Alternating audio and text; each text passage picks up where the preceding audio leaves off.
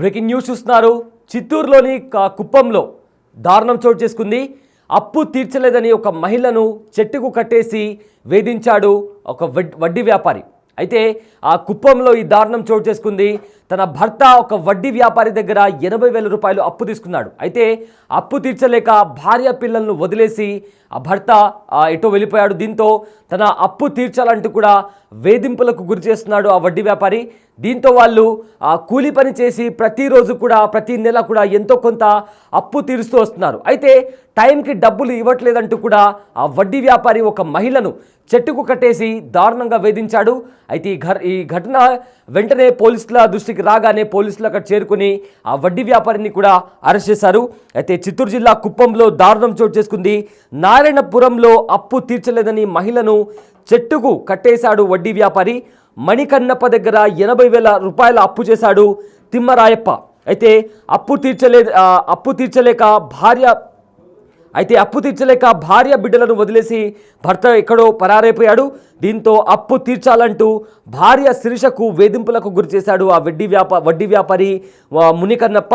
అయితే 3 ఏళ్ల నుంచి కూలీ చేస్తూ అప్పు కడుతోంది శిరీష. టైంకు డబ్బులు ఇవ్వలేదని కూడా శిరీషను బూతులతో దూషిస్తూ చెట్టుకు కట్టేశాడు ఆ వడ్డీ వ్యాపారి. ఘటనపై వెంటనే పోలీసులు స్పందించారు. అయితే వెంటనే వడ్డీ వ్యాపారి అయిన మునికన్నప్పను కూడా అరెస్ట్ చేశారు.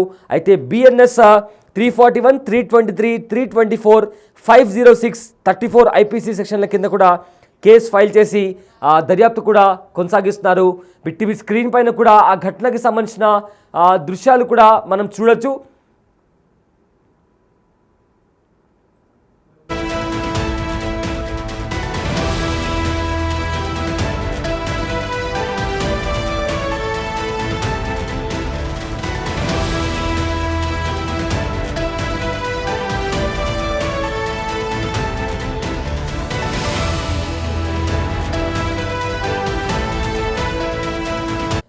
చిత్తూరు జిల్లాలో కుప్పంలో ఈ దారుణమైన ఘటన చోటు చేసుకుంది. చెట్టుకి కట్టేసి మరి ఒక వడ్డీ వ్యాపారి ఒక మహిళను వేధించాడు. అయితే అక్కడికి కూడా కూలీ చేసుకుంటూ కూడా అప్పు కడుతున్నారు శిరీష. కానీ టైంకి డబ్బులు ఇవ్వట్లేదంటూ కూడా బూతులతో దూషిస్తూ కూడా చెట్టుకు కట్టేసి వేధింపులకు గురి చేశాడు ఒక వడ్డీ వ్యాపారి. అతని పేరు మునికన్నప్ప. అయితే వెంటనే స్పందించిన పోలీసులు మునికన్నప్పను కూడా అరెస్ట్ చేశారు. అరెస్ట్ చేసి BNS 341, 323, 324, 506, 34 IPC సెక్షన్ల కింద కూడా కేసు నమోదు చేసి అతన్ని అరెస్ట్ కూడా చేశారు. సో ఇప్పటికే శిరీష తాను కూలీ చేస్తూ కూడా తన పిల్లలను పోషించుకుంటూ కూడా అప్పులు కడుతుంది. అయినా కూడా కనికరించకుండా వెంటనే డబ్బులు చెల్లించాలి అంటూ కూడా ఆవిడను దూషిస్తూ వేధింపులకు గురి చేస్తూ కూడా ఆ వ్యక్తి వడ్డీ వ్యాపారి కూడా వేధింపులకు గురి చేస్తున్నాడు. అయితే ఇదే అంశానికి సంబంధించిన పూర్తి డీటెయిల్స్ అందించడానికి మా ప్రతినిధి దామోదర్ అందుబాటులో ఉన్నారు. దామోదర్, కుప్పంలో ఒక దారుణమైన ఘటన చోటు చేసుకుంది. ఒక వడ్డీ వ్యాపారి ఒక మహిళను చెట్టుకు కట్టేసి మరి వేధింపులకు గురి చేశాడు. అయితే ఈ ఘటనకు సంబంధించి ఉన్న అప్డేట్స్ ఏంటి దామోదర్?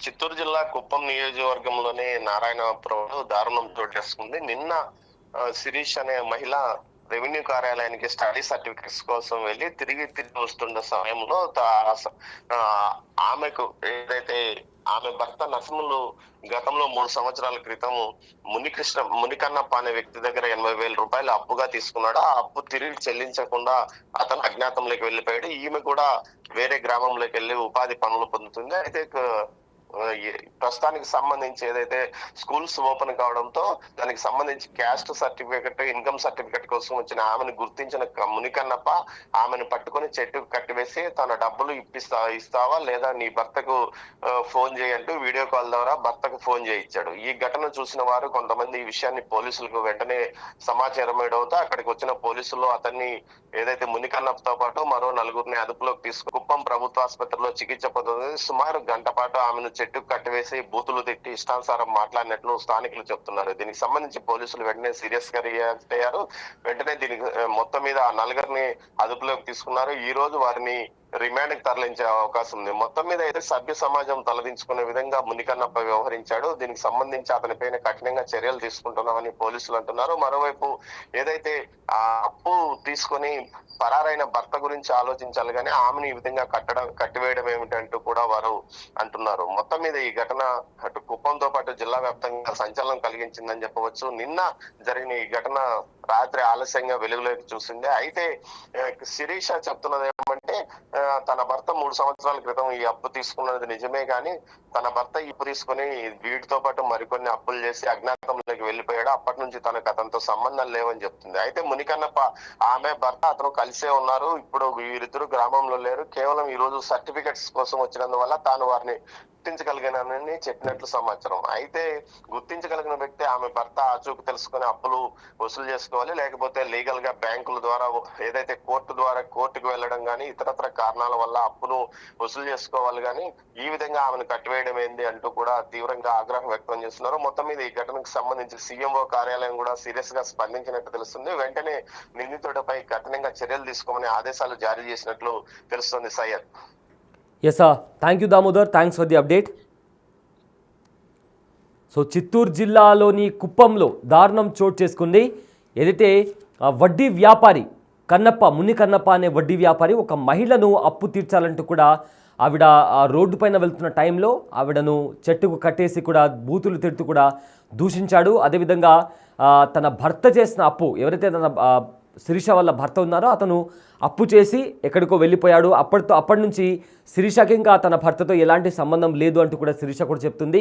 అయితే దీంతో తన అప్పు కట్టాలంటూ కూడా మునికన్నప్ప కూడా ఆ మహిళను వేధిస్తూ దూషిస్తూ ఒక చెట్టుకు కట్టడంతో వెంటనే పోలీసులు స్పందించారు. పోలీసులు స్పందించి పలు సెక్షన్ల కింద కేసు నమోదు చేసి మునికన్నప్పని కూడా అరెస్ట్ చేశారు.